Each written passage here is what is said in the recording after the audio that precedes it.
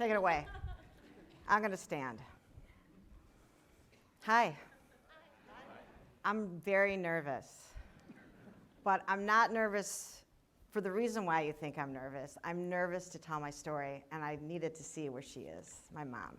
And I wanted all of you to see me shake while I'm talking so you understand what it's like to be in my shoes. This morning, I got up very, very early, and I went to go drive to my restaurant to rewrite my speech. And I looked at the sky, and I was like, wow, what a beautiful city we live in, right? Chicago's great. So lucky to be here. So lucky to have the things that I have in my life. So with that, I'm going to tell you all a story. Have you ever been in a room with all of your peers and you're thinking to yourself, I'm better than everyone? Well, I'm just going to tell you, newsflash, you're not. Okay? I spent years as that person, ego-driven, but telling myself I was just driven. And then I looked around and realized that while I wasn't alone, I was very lonely. All the awards, articles, accolades meant nothing without kindness, which would become my key to happiness. Kindness to myself, to my staff, to my peers, and to strangers. I realized, and this is important, I realized it's about leading, mentoring, and genuinely being happy for someone else's successes. Now that is a legacy. So, here we go. I wouldn't be myself if I didn't let it all hang out today. And for those of you who know me, you know how I am. So I'm going to be honest with you. I'm at a pretty serious crossroads in my career.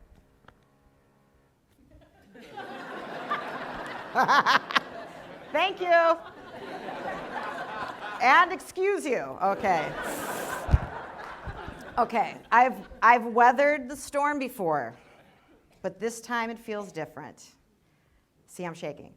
I ask myself, sorry, Mom, how the fuck did I get here? Again and again and again. But wait a second, because before I tell you my story, I have to give you a little backstory, okay? I am a product of the 70s and early 80s. I'm a Gen Xer. But for me, it was all about Julia Child, Martha Stewart, Frugal Gourmet, and Soul Train. I remember going to the grocery store with my mother and looking at the produce section. I noticed baby vegetables, fresh herbs, homemade pasta, and fresh fish. I was very intrigued and curious.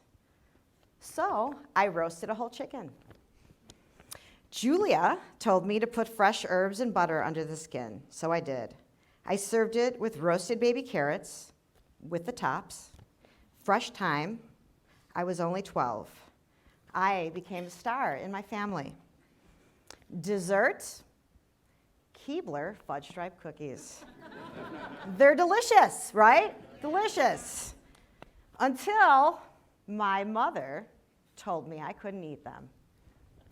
Why? Because I was a Jewish girl, and I was chubby, and I was going through puberty.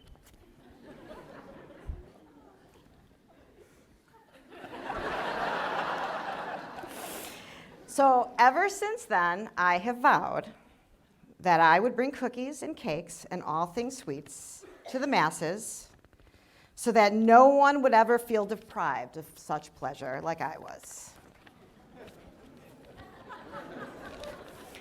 So cookies led to toffee, true that. Toffee led to coffee cake. Cake led to writing my own recipes.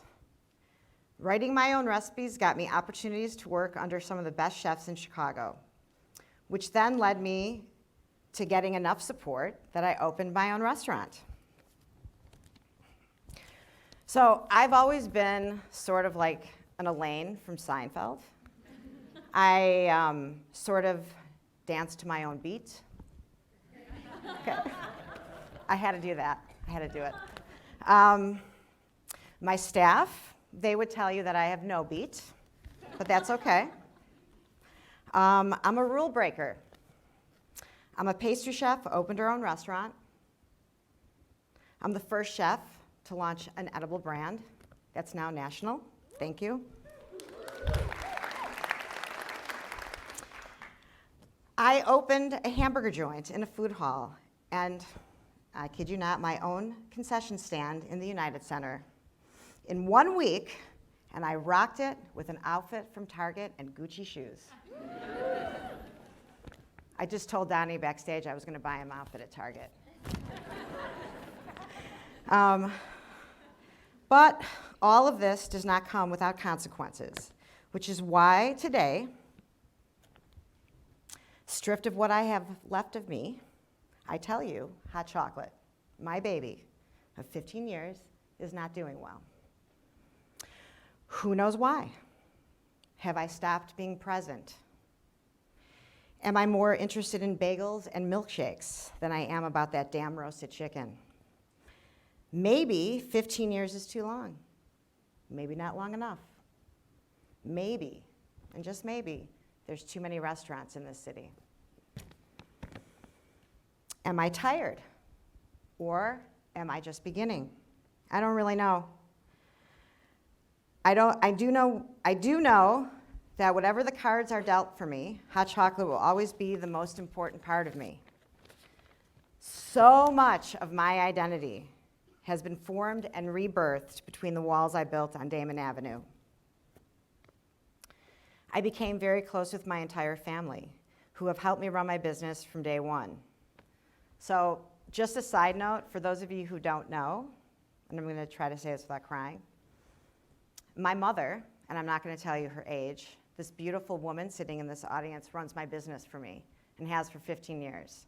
So while I'm in this big room, I'm going to take this opportunity to tell you that I love you and you're my best friend. And I can't do it without you. Love you. Shout out to Shirls. Woo! Love you. I had to do that, I'm sorry. And while I don't know if I will have an opportunity, okay, sorry. Okay, Shirls, we love you, boo, boo, boo. Okay. All right. Sorry. We watched my father pass away in the walls of Hot Chocolate. I got married, and I got divorced at Hot Chocolate. I made a lot of mistakes. I treated people poorly. Some would say I was a bitch. But I became a woman within these walls. I discovered the true meaning of being respectful and to treat my staff with dignity.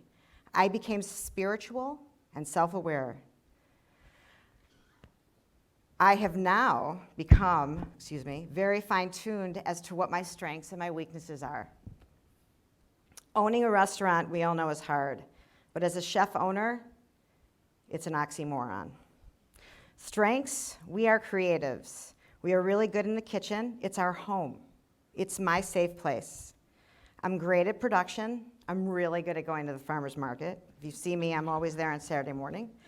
Building a menu, I'm great at. And most importantly, and I can't believe I'm going to say this, I'm a master of yum.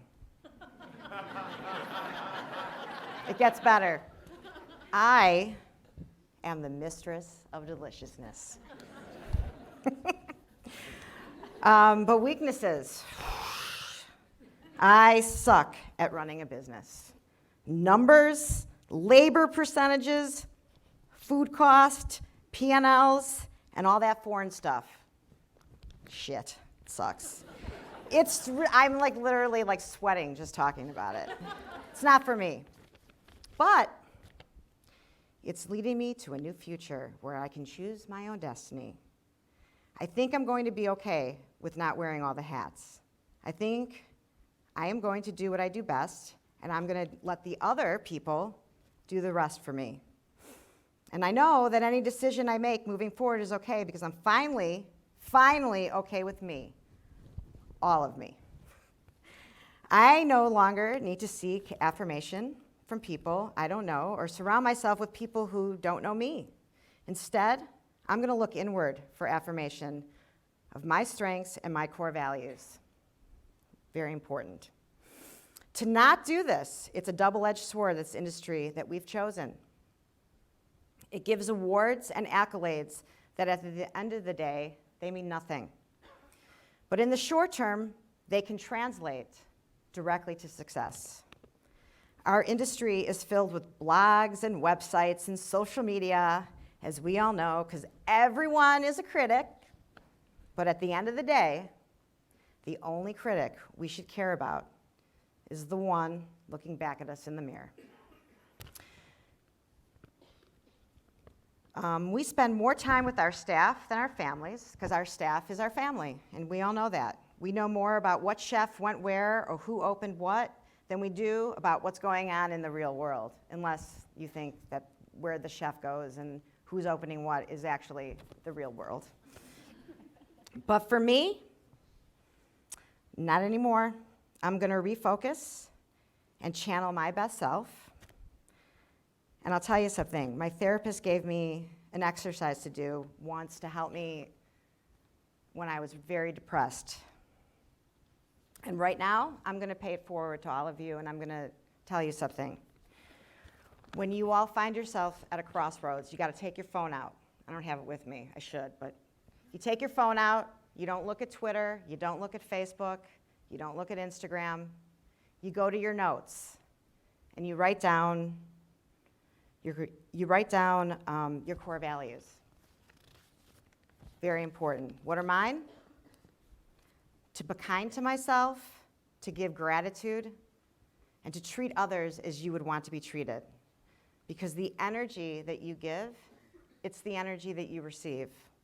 And at this point in my life, that's how I'm defining my success.